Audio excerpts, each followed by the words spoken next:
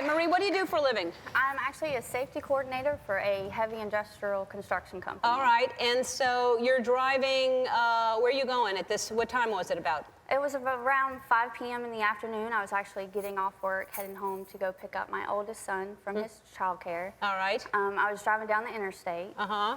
And while I was driving, I had noticed that there were some vehicles in front of me slamming on the brakes and weaving over, and you know, I just didn't know exactly what was going on until I was able to get closer to what. So what do you see?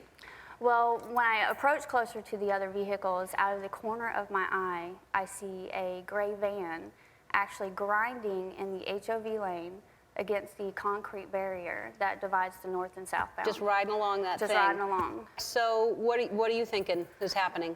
At first, I didn't know exactly what was going on, so you pulled alongside? I pulled alongside his van. What do you see? Well, I see a gentleman slumped over at the wheel. Slumped over the wheel. Mm-hmm. So, and he's the only person in the car? He is the only person in the vehicle. So what do you do?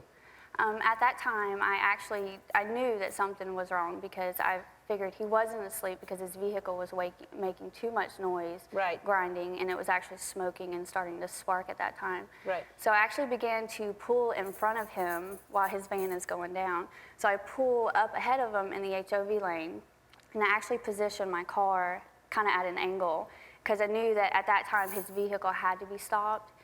Once I positioned my vehicle, since I was up far enough, I figured maybe I would have enough time to get out of my vehicle and run back to his van. What do you wear? You wearing running? I'm in my high heels. I just got off work. Right. Got off work. So you position your car to stop this car that's coming straight at you like this, and then run back in high heels to that car. To his car. And then you're running along the side, doing what?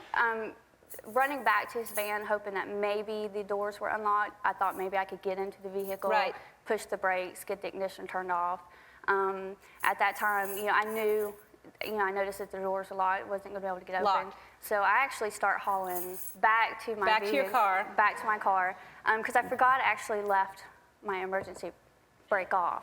So I was actually at the time trying to get in. Oh, you're a fast runner, back and forth to your car. Surprisingly. All right. But, well, once I got closer to the vehicle, I noticed I wasn't going to get in to pull the emergency brake. So then you go back and you pull out your son's skate, thinking you can break the window. Yes, and this is actually after his van hit the back of my car. Hit your car, so it's now stopped. It is now stopped. So you get this, and you're trying to break a window. I'm trying to break open the window. And it breaks your son's skate. It didn't work. No. No. He's probably mad at you right now, your son. Well, he doesn't quite know that his skate is broken. So. She broke your skate. Yeah, he's gonna be mad now. Right. So by then some other guys had stopped and helped and got a crowbar or something, right? Actually, once the skate didn't work, there was a female who did stop.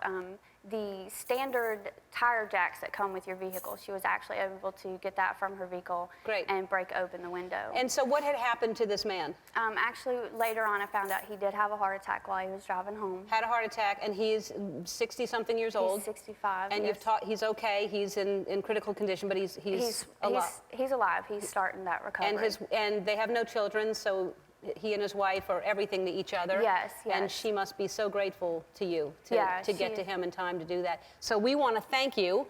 And TravelWizard.com wants to thank you. They are your #1 source for luxury travel, by the way. They're sending you and a guest on a 5-night vacation to Breeze's Runaway Bay Resort in Jamaica's, and it's worth $5,000. So you'll have fun in Jamaica, and thank you for doing that.